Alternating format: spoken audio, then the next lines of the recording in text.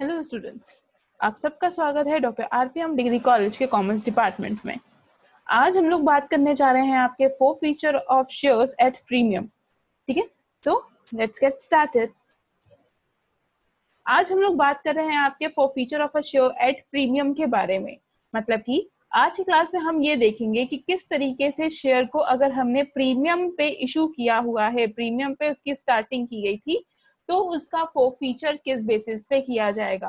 अभी हमने जो पिछली क्लास में पढ़ा था, वो पिछली क्लास का आपका टॉपिक था इशूड एट पार। मतलब कि प्रीवियस क्लास में जो हमने बात की थी, वो बात की थी आपके पार से रिलेटेड, जिसमें हमने ये देखा था कि अगर आपकी कंपनी शेयर इशू करती है 10 रुपए के हिसाब से, ठीक है, और ये जो 10 रुपीज हैं, ये जो 10 रुपीज हैं, वो पार वैल्यू है, उसी में इशू करती है अगर, तो आपकी अकाउंटिंग ट्रीटमेंट किस बेसिस पे की जाएगी, कैसे उसकी सोल्यूशन होता है।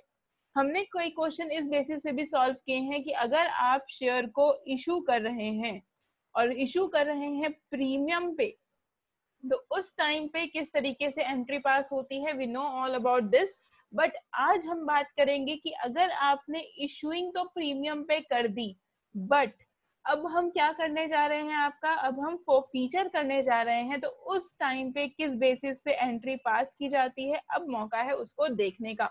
उसको देखने से पहले हम समझते हैं कि actually for features at premium, मतलब कि प्रीमियम पे जो हम फॉर फीचर कर रहे हैं, जो कि शेयर्स आपके इशूड हुए हैं प्रीमियम पे, तो हम उसकी ट्रीटमेंट करने जा रहे हैं, उसका इंट्रोडक्शन, उसकी मीनिंग या उसके कॉन्सेप्ट को समझने की कोशिश करते हैं। बेसिकली हम देखते हैं कि कुछ शेयर्स आप क्या करते हैं, प्रीमियम पे इशूज करते हैं। ठीक है, हमने कई बार देखा है क्वेश्चन में कि शेयर आप प्रीमियम पे भी इशू करते हैं, पार पे भी इशू करते हैं, और डिस्काउंट के टाइम पे भी इशू करते हैं। अब उसी इशूइंग का, ये जो अब हमने यहाँ पे इशू किया है, अब उसी इशू का फॉर फीचर में जब एंट्री पास की जाती है, तो कुछ ना कुछ चेंजेस देखे जाते हैं। क्यों चेंजेस देखे जाते हैं कि जब पार वैल्यू थी तब तो हम कितना ले रहे थे, 10 रुपए ही ले रहे थे, बट प्रीमियम के टाइम पे जब हमने इशू किया है, तो इसका मतलब कुछ ना कुछ हमने क्या किया है, एक्स्ट्रा लिया है, राइट। हमने क्या किया है, कुछ ना कुछ अमाउंट यहाँ पे एक्स्ट्रा रिसीव किया है। अब इसी एक्स्ट्रा अमाउंट को जब हमारी कंपनी रिसीव कर चुकी है, हमारी कंपनी अपने पास लेकर आ चुकी है, तब उस टाइम पे इस पैसे का यूज कैसे किया जाएगा, फॉर फीचर कैसे किया जाएगा, इसकी वजह से सिर्फ कुछ ना कुछ चेंजेस आते हैं, थोड़ा सा a little amount of a change यहाँ पे हम रिकॉर्ड करते हैं।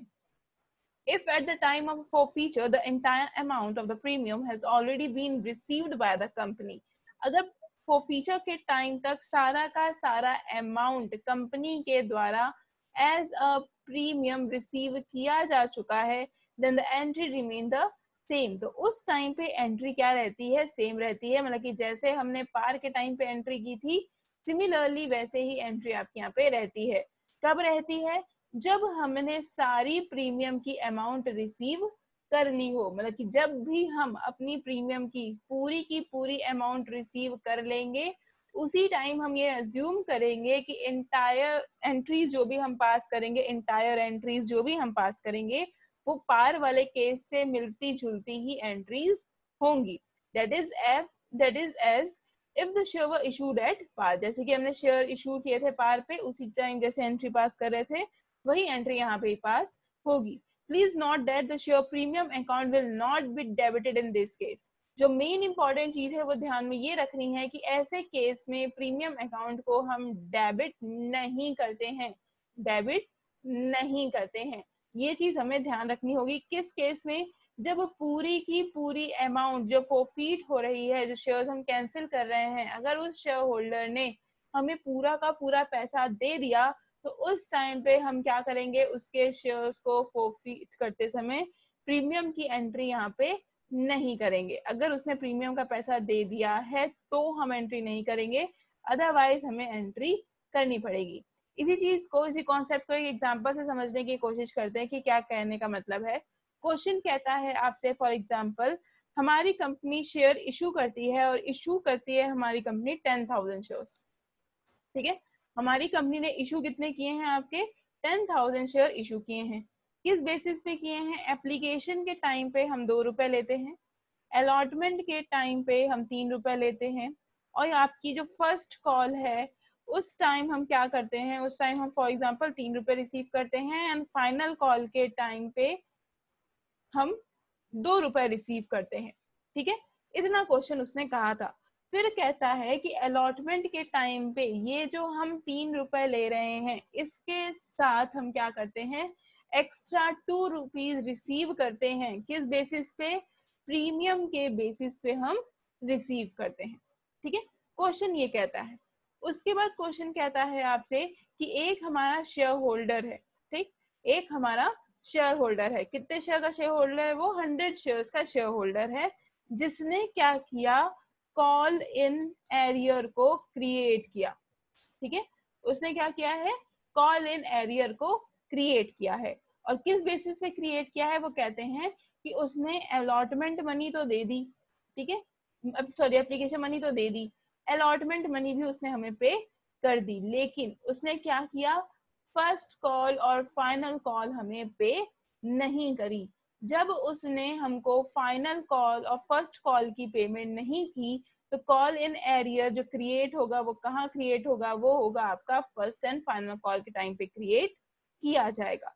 अब देखो इस एंट्री में क्या हुआ, इस एंट्री में ये चीज देखी गई कि शेयर होल्डर ने जितनी भी अमाउंट हम रिसीव कर रहे थे, कब रिसीव कर रहे थे, आपके अलॉटमेंट के टाइम पे हम जितनी भी अमाउंट रिसीव कर रहे थे वो सारी अमाउंट रिसीव हो चुकी है।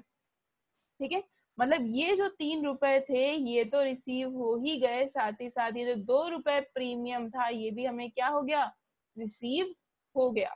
इसका मतलब ये वाला केस आ गया जो हम यहाँ पढ़ रहे थे कि अगर जब हम अपने शेयर फोरफीट करने जा रहे हैं उस टाइम पर एंटायर अमाउंट जो कि प्रीमियम की थी, कितनी रुपए प्रीमियम की थी, 2 रुपए प्रीमियम की थी, अगर हम रिसीव कर लेते हैं, has already be received by the company, company receive कर लेती है तो एंट्री किस बेसिस पे पास होगी, आपके इशू के केस पे ही पार, इशू जो अगर आप पार पे किया वैसे ही एंट्री पास होगी, जैसे कि हमने प्रीवियस वीडियो में पढ़ा था। अब देखते हैं अगर होता ये है कि जो पैसा हम यहाँ पे एज्यूम कर रहे थे कि उसने अलॉटमेंट का दे दिया, अगर वो अलॉटमेंट की पेमेंट नहीं करता, मतलब वो क्या करता, सिर्फ एप्लीकेशन की पेमेंट करता बट अलॉटमेंट की पेमेंट नहीं करता, तो एंट्री दूसरी तरह से पास की जाएगी। और कैसे पास की जाएगी आज हम लोगों को वही पढ़ना होगा। तो आप लोगों से रिक्वेस्ट है कि अटैच्ड रहिए इस वीडियो के साथ और देखते रहिए किस बेसिस से हम एंट्री पास करते हैं। हमेशा की तरह जैसे कि हम इंट्रोडक्शन पढ़ने के बाद क्वेश्चन सॉल्व करने की कोशिश करते हैं, इस बार भी हम क्वेश्चन को सॉल्व करने की कोशिश करेंगे।